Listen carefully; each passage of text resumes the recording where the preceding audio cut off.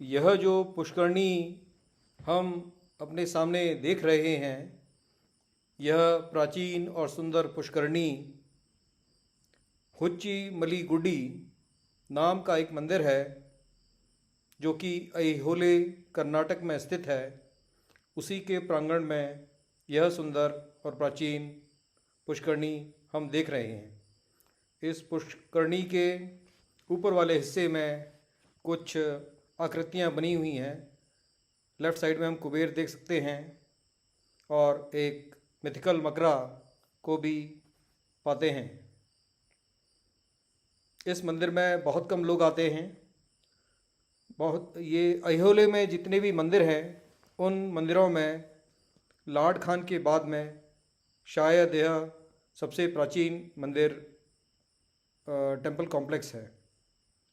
यहाँ भी हम अलग अलग आकृतियाँ देख पाते हैं।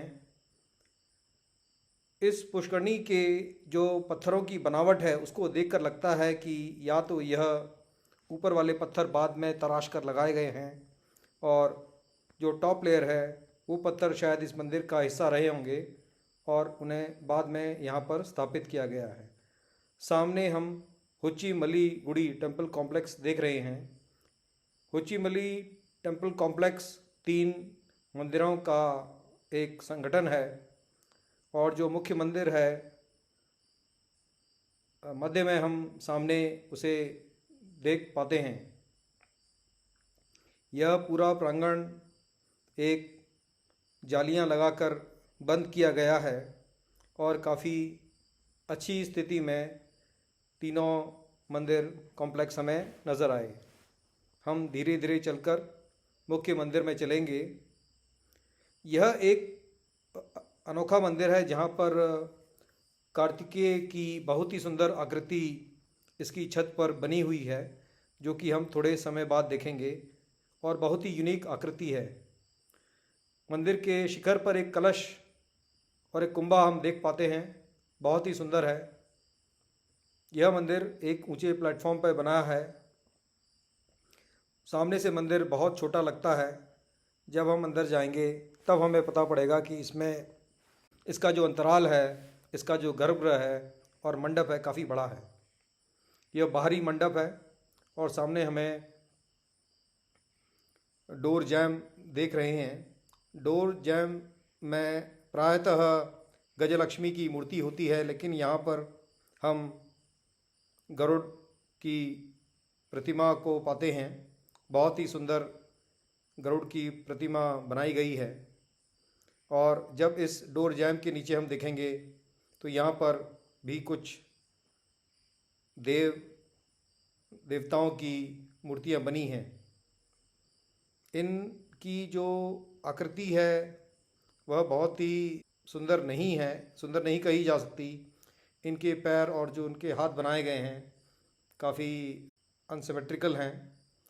यह जो दृश्य है यह एक इनर मंडप का है जो कि स्क्वायर मंडप है और 4 स्तंभों पर खड़ा है।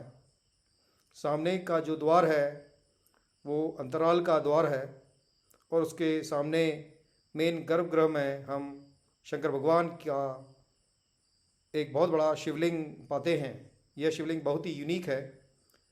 अंतराल के बाहर जो दरवाजे के नीचे जो मूर्तियाँ बनी हैं, जो अलंकरण किया गया है, वह हमें एक टिपिकल जैन या बुद्धिस्ट भाव देता है। यह मंदिर इनिशियली किस समुदाय का था मैं नहीं जानता, लेकिन आप अपना निर्णय इन आइकन्स को देखकर खुद ही लगा सकते हैं। जब हम अंदर जाते हैं तो एक बहुत ही बड़ा शिवलिंग हमें मिलता है। बहुत ही सुंदर है, बहुत ही यूनिक है और द्वार पर पुनः कुछ नाग देवता जिनके ऊपर नाग बने हैं उस तरह के कुछ अलंकरण हैं। अंदर रोशनी बहुत कम थी, इसीलिए कुछ आकृतियां हम ठीक से नहीं देख पाएंगे। यह जो गर्भगृह है इसके आसपास एक एम्बुलेटरी पैसेज है जिसे हम एक चक्कर लगा सकते हैं। अंदर की जो दीवारें हैं गर्भगृह की अधिक सुसज्जित नहीं हैं। यह एक रास्ता है जो गर्भगृह के आसपास जाता है। चलिए कोशिश करते हैं, देखते हैं। पीछे हर तरफ कुछ खिड़कियां बनी थी जिनके प्रकाश से हम यहाँ की दीवारें और कुछ नक्काशियाँ जो की गई हैं देख पाते हैं। आगे जाते हैं तो गुप्त अंधेरा था, कुछ भी नज़र नहीं आ रहा था, लेकिन पुनः दूसरी तरफ फिर एक छोटी खिड़की बनी होने के कारण कुछ रोशनी आ रही थी जिससे हम इसे देख पाए। इस मंदिर की जो रूफ्स हैं, जो छतें हैं, वो स्लैंटिंग रूफ्स बनाई गई हैं। अब हम धीरे धीरे अंतराल से बाहर की तरफ आ रहे हैं।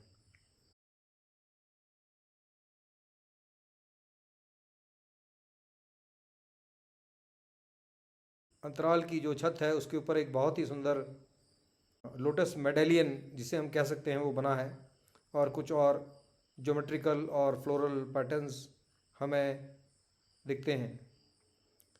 बताया जाता है कि ये 7वीं सदी का मंदिर है। This is a 7th century temple, one of the oldest temples in the at Aihole. In fact Aihole में 1000 से ज़्यादा मंदिर हैं और यह मंदिर उनमें से काफ़ी प्राचीन मंदिर है। यह नज़ारा है सामने की पुष्करणी का मंदिर से।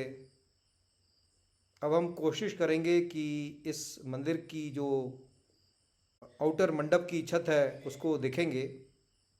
फ़िलहाल दाईं तरफ हमें एक और मंदिर नज़र आ रहा है, और जब हम कैमरा को घुमाते हैं तो हमें क्लॉकवाइज एक और छोटा मंदिर नज़र आएगा। अब जब हम इस छोटे मंदिर के पास जाते हैं तो टिपिकल बहुत ही छोटा मंदिर है। इस तरह के मंदिर हमें सांची के पास, खासकर जो टेम्पल नंबर 41 था ओल्ड गुप्ता पीरियड का, उसी तरह का इसमें कुछ भाव आ रहा है।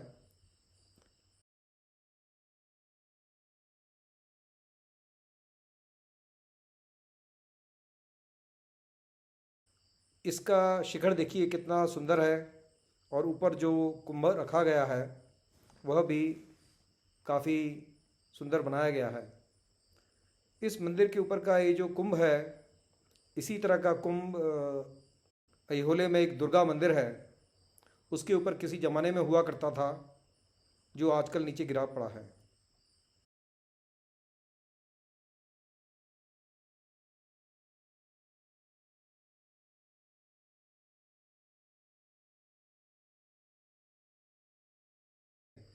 इसको फोटोग्राफ करने के लिए मुझे ज़मीन पर पीठ के बल लेटना पड़ा।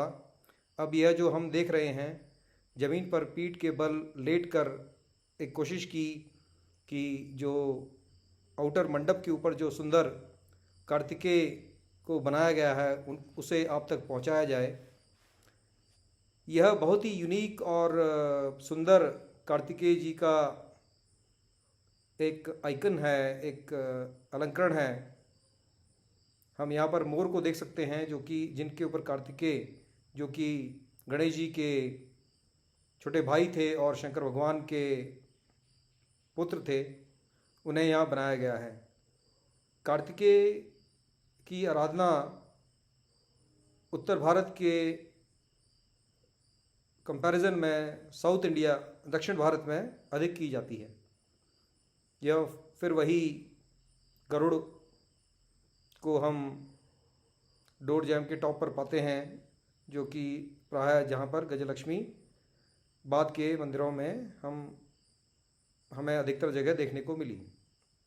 का दृश्य है, जो पैरापेट वॉल है उस पर बहुत सुंदर सुंदर कुंभ बने हैं, और ये बड़ा ही अजीब सा मुझे चित्रण लगा। मुझे नहीं, लज्जा गौरी किसी ने मुझे बताया था कि ये शायद लज्जा गौरी हैं, लेकिन जिस तरह से ये अलंकरण किया गया है और जो दो साइड में आकृतियाँ बनी हैं, मेरे कुछ समझ में नहीं आ रहा है।